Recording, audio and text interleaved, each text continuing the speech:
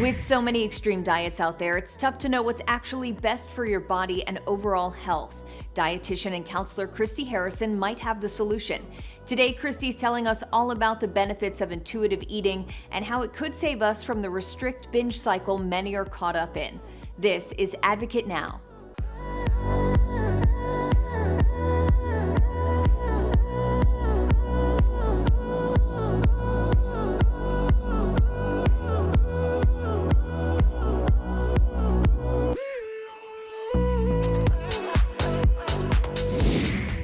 Well, Christy, I want to start off with intuitive eating. Can you explain what that is? Sure. Intuitive eating is a practice of getting back in touch with our body's hunger and fullness cues, our sort of innate wisdom about food, learning to eat when we're hungry, learning to recognize feelings of fullness and satisfaction, eating for reasons other than hunger and fullness as well. So, this is not the hunger and fullness diet, because humans have always eaten for pleasure, for, celebration, for community, and those sorts of things. And also, we may need to eat for scheduling reasons. Like if I was hungry right before this, I would have had to eat, early, probably an early lunch, even when I wasn't hungry. And so that happens, a lot of the time too. So intuitive eating is not just only eating when you're hungry and stopping when you're full. It's a lot more than that, but it's really this anti-diet approach that says, we put our body's needs and desires and pleasures back into the driver's seat and stop following diet culture rules and restrictions, stop thinking of food as good and bad. Nothing is off limits with intuitive eating. We can learn to make peace with all foods and trust ourselves and our bodies to get the nourishment and the satisfaction we need. I want to talk more about that anti-diet approach because so many people do live in a constant state of restriction and deprivation. How can restriction harm the body and even, one's life in general? Yeah, restriction is so insidious. I think it can harm people in so many ways. So, in terms of the body, it can definitely cause fatigue, difficulty concentrating, anger, irritability. Some of these things are just signs of extreme hunger for people. But when you're living in this constant state of deprivation, those things can kind of happen all the time. Persistent thoughts of food is another thing that people struggle with constant state of restriction. And then physically too, people can end up having, deficiencies of certain things, not getting it, at the sort of extreme levels, not getting enough nourishment can cause heart problems, can cause bone density issues, can cause people to, have low levels of electrolytes and end up in the hospital and things that I actually have seen a fair amount even in people who are not significantly restrictive, who think they're just being healthy, who think that they're doing the right thing by drinking tons of water, for example, and not eating a lot of salt. You can actually harm your body by overdoing it on water. So restriction, I think, has so many different consequences, but the one that I think is the most pernicious is that it causes disordered eating. It often causes, a restrict rebound or restrict binge cycle where people end up needing to replenish all the food that they've restricted. And so being sort of feeling obsessed with food and feeling like they can't stop eating when they do have access to food, and then blaming themselves, right? And feeling like, oh, I don't have any willpower. I don't have enough self control. And it's my problem. And I just need to try harder. When really it was the diet or the restriction and deprivation in the first place that was driving that. So I think that's really important for people to recognize. And on the flip side, a lot of people struggle with overeating and emotional eating. So, how can eating intuitively combat that?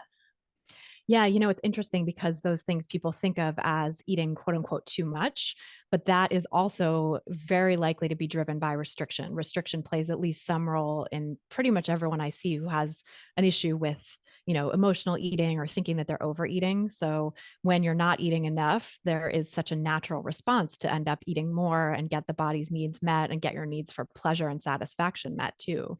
When certain foods are perceived as off limits, those become irresistible. And research really shows that the forbidden fruit does taste the sweetest. People do end up gravitating towards those foods that they had restricted. So when you think of yourself as an emotional eater, which I did myself, 10 to 20 years ago, it's really tough, I think, to think and to trust that you can be around certain foods and that you can let yourself eat as much as you want, when you want, what you want.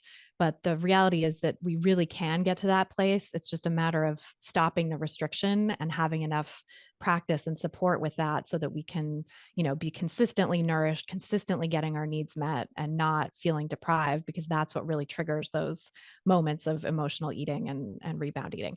So how do we actually practice intuitive eating? How do we tune into our bodies to understand what will best nourish and satisfy us and what we need in that moment? Yeah, it's a long process. It can be for a lot of people. I think there's 10 principles of intuitive eating. The first is to reject the diet mentality. And I think that's the first principle for a really good reason, because when we're trying to follow diet rules and restrictions, it really takes us away from our own inner wisdom. It takes us away from being able to listen to and trust our bodies, because we have this chatter of the diet talk in our heads, and what the diet rules are that we're supposed to be following, and sort of getting pushed and pulled by those rules. So I think the first, step in this process really is to just try to let some of that go.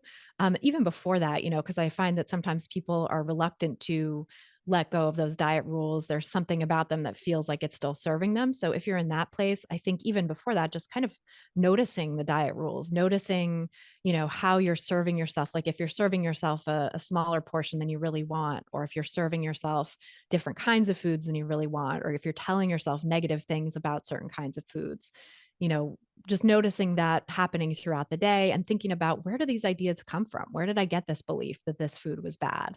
Where did I get this belief that I'm not allowed to eat more than this? Yeah, and a big part of eating intuitively is honoring those hunger cues. I mean, it might sound basic, but I think it's important for people to understand when they should start eating and when they should stop eating. What are the signals to pay attention to? Yeah. So, some of the signals of hunger are some of what I mentioned before, right? Like difficulty concentrating, fatigue, persistent thoughts of food. For some people, those are kind of more extreme levels of hunger, headaches, nausea, feelings of kind of being ill. Like those are also some extreme manifestations of hunger. Those are the ones that I think people who've been a little disconnected from their hunger might notice more easily. The more subtle signs of hunger can include, just thoughts, random thoughts of food popping up and kind of distracting you.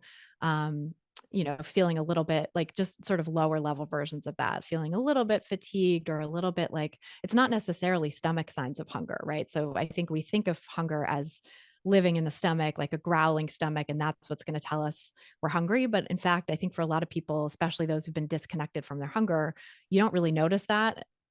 Maybe ever, or in some cases, it's not until your hunger is so extreme that you're having that growling stomach feeling. But I think looking at these lower level signs of hunger first can be helpful for just acknowledging the subtle hunger cues.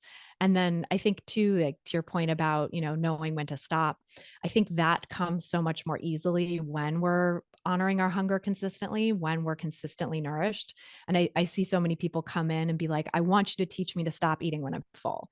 And it's like, okay, that, we can talk about that, but I think that's putting the cart before the horse a little bit, because we need to think about honoring hunger and making sure you're satisfied first, because otherwise, trying to stop eating at the first signs of fullness, that actually turns into kind of a diet rule, and it becomes this like, oh God, I ate past full, I'm bad. I can, beat myself up over it, rather than, okay, well, let's look at the reasons why you might have eaten to an uncomfortable level of fullness. Often, almost always what I see is that there's some pre-existing deprivation there, that someone waited too long to eat when they were hungry, or was in a constant state of deprivation from dieting and sort of needing to like reassure their body again and again that their needs are going to be met. And so it can take time to get to a place of feeling like you can stop eating when you're satisfied, when you're full. And sometimes you're going to overshoot the mark at first. But I think, just embracing that as part of the process and trusting that over time you really will get to a place where you can feel comfortably full and feel sort of satiated and ready to push the plate away at the same time, and that's going to come from within. That's not going to be something you impose on yourself from the outside. Such an interesting conversation. Christy, thank you so much for all of your insight today. Thank you so much for having me. I'm Sonia Baghdadi. Thanks for watching and advocating. For more stories and content like this, visit advocate.com and advocatechannel.com.